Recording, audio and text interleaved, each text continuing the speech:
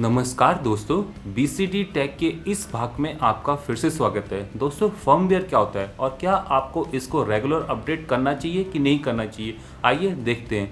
दोस्तों, सबसे पहले तो मैं आपको बता देता हूँ, फर्मवेयर जरूरी नहीं कि आपके हर किसी डिवाइसेस, गैजेट्स या अप्लाइंसेस के अंदर देखने को मिलेगी। अधिकतर गैजेट्स, अप्लाइंसेस और यहाँ पर डिवाइसेस के अंदर आपको फर्मवेयर मिल जाता है, बट कई डिवाइसेस के केस में नहीं होता है। जैसे कि आपके यहाँ पर सेमी ऑटोमेटिक मशीन, इसके अंदर कोई फर्मवेयर नहीं है, बट यहाँ पर अगर आप एक फुली ऑटोमेटिक मशीन लेते हो, मतलब वॉशिंग मशीन की बात कर रहा हूँ, एसी लेते हो, तो उसके अंदर आपको फर्मवेयर मिल जाएगा। और दोस्तों, ये फर्मवेयर क्या होता है? ये फर्मवेयर एक छोटा सा सॉफ्टवेयर होता है जो कि यहाँ पर डिवाइस को कंट्रोल करता है।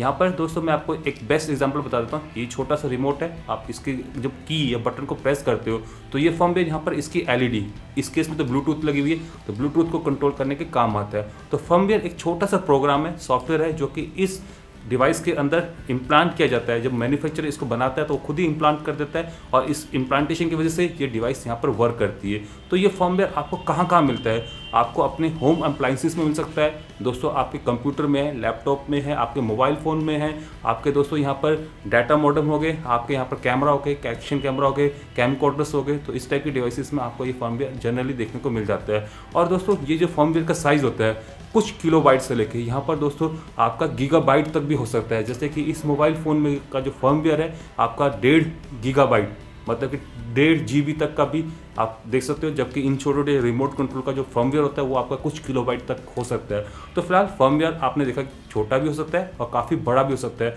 और इसको कहाँ राइट किया जाता है दोस्तों? इसको इसकी जो नॉन वॉलेटाइल मेमोरी होती है, जैसे कि आपकी नैंड होगी, रोम होगी, तो उसके ऊपर एक स्पेशल प्रोग्राम या किट के थ्रू इसको राइट किया जाता है। और ये कौन राइट करता है? ये आपका डिवाइस मैन्युफैक्चरर राइट करके देता है। और कई केसेस में दोस्तों ये जो फर्मवेयर होता है ये आपका अपग्रेड, मतलब फ्यूचर में अपग्रेड हो सकता है। तो यहाँ पर डिवाइस मैन्युफैक्चरर रेगुलर फर्मवेयर को अपग्रेड क्यों करते हैं और कहीं नहीं करते हैं? तो यहाँ पर दोस्तों जो नहीं करते हैं, मतलब कि उनका जो फर्मवेयर होता है वो परमानेंटली उस रोम या उस मेमोरी के ऊपर, नॉन वॉलेटाइल मेमोरी के ऊपर लिख दिया जाता है, और यहाँ पर आप उसको एडिट या वापस रीराइट नहीं कर सकते हो। तो ऐसे केस में अगर फर्मवेयर को अपग्रेड करना हो तो यहाँ पर पूरी उस चिप को, उस मेमोरी को आपको पूरा का पूरा रिप्लेस करना पड़ता है। शोल्डरिंग आयरन लेके या हॉट एयर स्टेशन लेके आपको उस चिप को निकालना पड़ता है। बट अधिकतर गैजेट्स में, जैसे कि मोबाइल फ़ोन हो गए, आपके डिजिटल कैमरास हो गए, आपके डाटा मॉडेम्स हो गए, तो इनका जो फर्मवेयर है वो आपका रेगुलर अपडेट होता रहता है। तो ऐसे केस में एक पर्टिकुलर सॉफ्टवेयर मैन्युफैक्चरर ही बना के देता है, जिसके जरिए आप उसके ऊपर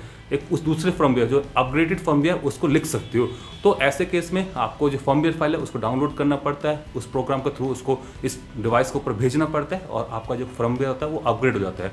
तो दोस्तों, ये अपग्रेडेशन यहाँ पर जरूरी है कि नहीं है? तो सबसे पहले तो मैं आपको बता देता हूँ अपग्रेडेशन क्यों आती है। अपग्रेडेशन इसलिए भेजते हैं डिवाइस मैन्युफैक्चरर, ताकि जो बग्स आ रखी हैं, क्योंकि एक्चुअली जब ये डिवाइस बनती है और फर्मवेयर उसका बनाया जाता है तो उस केस में काफ़ी सारी बग्स रह जाती हैं, मतलब काफ़ी सारी प्रॉब्लम्स रह जाती हैं, जो कि बाद में यूजर्स, जैसे कि आप लोग हो गए, यहाँ पर कंप्लेन करते हो कि मेरे को ये नहीं चल रहा, वो नहीं चल रहा, इस बटन को प्रेस करने के बाद थोड़ी देर के बाद लाइट ऑफ होती है, थोड़ी देर के बाद लाइट ऑफ नहीं होती है। तो ऐसे जो प्रॉब्लम्स हैं, बग्स हैं, तो इस बग्स को सॉल्व करने के लिए फर्मवेयर की अपग्रेड दी जाती है, और यहाँ पर फर्मवेयर को अपग्रेड करके आप उन बग्स को रेक्टिफाई कर लेते हो। तो फिलहाल अगर आपके गैजेट्स में कोई बग है तो आप चेक कीजिए कि यहाँ पर कोई नया फर्मवेयर आया है कि नहीं आया। अगर फर्मवेयर आया है तो आप अपग्रेड कर लीजिए। ऐसे दोस्तों बायस में आपने देखा होगा, एक तरह से ये फर्मवेयर ही है। जैसे बायस में अगर लेट सपोज कोई नया प्रोसेसर मार्केट में आया, मे बी आपके सिस्टम के साथ कोई हैंगिंग की प्रॉब्लम हो रही है, हार्ड डिस्क यहाँ पर आपकी सपोर्ट नहीं कर रही है, कोई नई हार्ड डिस्क आ रखी है, तो फिलहाल आप बायस को अपग्रेड करके उन नई हार्ड डिस्क या उन नए प्रोसेसर को सपोर्टेड बना सकते हो। दोस्तों एक बार पढ़ लें, रीड मी जो फाइल आती है साथ में, उसमें आपको पता चल जाएगा कि क्या क्या इसमें इंप्रूवमेंट हुई है। तो फिलहाल आप बग्स को रेक्टिफाई करने के लिए फर्मवेयर को अपग्रेड कर सकते हो। दोस्तों यहाँ पर जो मैन्युफैक्चरर होता है वो सलाह देता है कि आपको रेगुलर अपग्रेड करना चाहिए, क्योंकि यहाँ पर बहुत सारी बग्स आती हैं, बहुत सारी यहाँ पर इश्यूज़ हैं जो कि आपकी सॉल्व हो जाते हैं इन फर्मवेयर अपग्रेड की वजह से। तो यहाँ पर क्या आपको करना चाहिए कि नहीं करना चाहिए? दोस्तों अगर आपको अपने डिवाइस में कोई प्रॉब्लम नहीं दिख रही, कोई दिक्कत नहीं है, तो फिलहाल ना करें, क्योंकि यहाँ पर करने के बाद कई बार ऐसा होता है कि कोई नई बग्स यहाँ पर प्रोड्यूस हो जाती है। जैसे कि OnePlus 3 के केस में फर्मवेयर अपग्रेड आई थी, और उस अपग्रेड के बाद जो उसकी बैटरी लाइफ थी बहुत ही पुअर हो गई थी।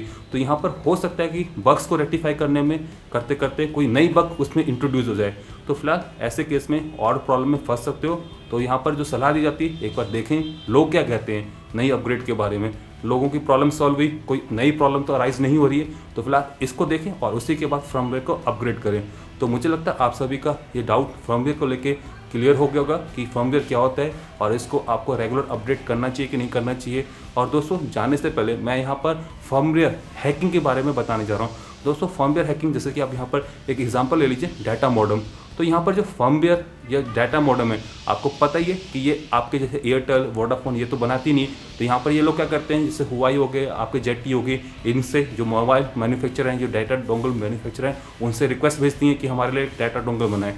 तो क्या करते हैं, जो डाटा डोंगल अपनी जो उन्होंने मार्केट में उतार रखी, उसी को आइडिया या एयरटेल को सौंप देते हैं और वहाँ पर क्या करते हैं, उसका फर्मवेयर अपग्रेड कर देते हैं ताकि उसमें सिर्फ एयरटेल या आइडिया की ही सिम चल पाए। तो यहाँ पर आप फर्मवेयर हैकिंग के जरिए, जैसे कि आपने अगर उस डिवाइस को खरीदा, आइडिया की नेट सेटरी ले लीजिए, एयरटेल की डोंगल ले लीजिए, तो अगर आप उसमें जो उसका फर्मवेयर है जो यहाँ पर आइडिया या एयरटेल उसमें डाल के दे रही है, तो अगर उसको हटा के उसका जो फैक्ट्री वाला जो ओरिजिनल फर्मवेयर है उसको रिप्लेस करते, तो ऐसे केस में आपकी जो डाटा मॉडेम या वो डाटा डिवाइस है वो अनलॉक हो जाएगी, उसमें कोई भी सिम चल जाएगी। तो दोस्तों इसको बोलते हैं फर्मवेयर हैकिंग। इसी तरीके से फर्मवेयर हैकिंग कई लोग यहाँ पर किसी सिस्टम को क्रैश करने के लिए, ख़राब करने के लिए यूज़ करते हैं, परमानेंटली डैमेज करने के लिए यूज़ करते हैं। तो फिलहाल इस तरीके से हम लोग यहाँ पर फर्मवेयर को हैक भी कर सकते हैं और लोग इसका यहाँ पर काफ़ी लीगल और इलीगल यूज़ भी करते आ रहे हैं। तो दोस्तों ये रहा फर्मवेयर और फर्मवेयर के बारे में। मुझे लगता है आप सभी का यहाँ पर डाउट क्लियर होगा कि फर्मवेयर क्या होता है और फर्मवेयर हैकिंग या फर्मवेयर यहाँ पर दोस्तों अपग्रेडेशन आपको करनी चाहिए कि नहीं करनी चाहिए। तो इसी के साथ मैं अब इस वीडियो एपिसोड को यहीं पर समाप्त करने जा रहा हूँ। आशा करता हूँ कि आपको ये वीडियो पसंद आया होगा। अगर पसंद आया तो इस वीडियो को लाइक कर दें, नहीं पसंद आया तो डिसलाइक कर दें। और अगर आपने अभी तक हमारे चैनल को सब्सक्राइब नहीं कर रखा है, लिंक यहाँ पर फ्लैश करा होगा, इस पर क्लिक करके आप सब्सक्राइब कर सकते हो ताकि आप आगे आने वाली इसी टाइप की टेक्निकल वीडियोस, गैजेट्स रिव्यू और मोबाइल फोन रिव्यूज देख पाएं। नमस्कार, जय हिंद, जय भारत, वंदे मातरम।